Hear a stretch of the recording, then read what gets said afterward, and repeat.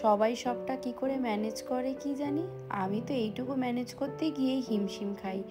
সকালে ইতানকে স্কুল বাসে তুলে দিয়ে এদিকে এলি ঘুমোচ্ছে দেখে একটু বাথরুমে যেতে যাব, ব্যাস অমনি এলির চিৎকার। সঙ্গে সঙ্গে দৌড়ে এলাম, এসে ওকে একটু ফ্রেশ করে বসিয়ে রেখে আমি একেবারে বেড ফেড গুছিয়ে নিচ্ছি।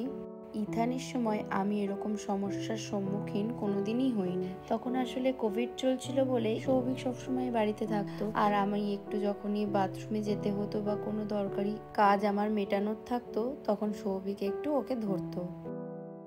Hello friends, good morning. আমি অলিভিয়া আর একটা নতুন ভিডিওর সাথে চলে এসেছি। তোমাদের সাথে মনের কথা শেয়ার করে সত্যি আমার ভীষণ ভালো লাগে। ইথান হওয়ার সময় কোভিড থাকার দরুন সৌভিক তো ওয়ার্ক ফ্রম হোম করতো, আমার যে কতটা সুবিধা হতো তার বলে বোঝাতে পারবো না। সব থেকে বড় ব্যাপার, রাতটা যেমনই যাক না কেন, ভোরের দিকটায় যখন ঘুমটা বেশ ভালোভাবে আসতো তখন ঘুমটা আমি পুষিয়ে নিতে পারতাম। আর যেহেতু সৌভিক বাড়িতেই থাকতো, ইতান ঘুম থেকে উঠে পড়লে সৌভিক ওকে সামলে নিত।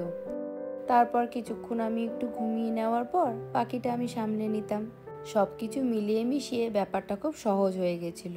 কিন্তু এখন এলির ক্ষেত্রে ব্যাপারটা একটু আলাদা। প্রথমত তো ও সারাক্ষণ আমার কোল চায়, আর দ্বিতীয়ত সকালবেলায় ইথানকে স্কুলে পাঠানোর জন্য আমাকে সাত সকালে উঠতেই হয়, আর রাত্রিবেলায় এলিকে খাওয়ানোর ব্যাপার থাকে।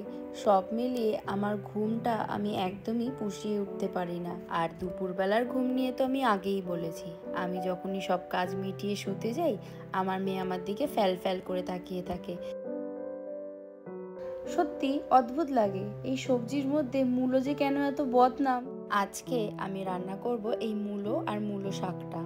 আর যেহেতু আজকে আমাদের ভেজ, তাই জন্য রাত্রিবেলার জন্য একটু পনিরের সবজি করব। এই মূলো নিয়ে একটা মজার গল্প আছে। গত বছর যখন মা মানে আমার শাশুড়ি মা আমাদের কাছে ঘুরতে এসেছিল, তখন এই মূলো দেখে বলেছিল আমি মূলো খাই না, আমাকে কেউ কোনোদিনও মূলো খাওয়াতেই পারেনি। আমিও বলেছিলাম ঠিক আছে বেশ, তোমাকে খেতে হবে না, আমি যখন রান্না করব একটুখানি টেস্ট করে দেখো। তারপর আমি যখন এই রেসিপিটা করে মাকে খাইয়েছিলাম, মা সমস্ত খাবার সাইডে সরিয়ে রেখে এই মূলো শাক দিয়েই এক থালা ভাত খেয়েছিল।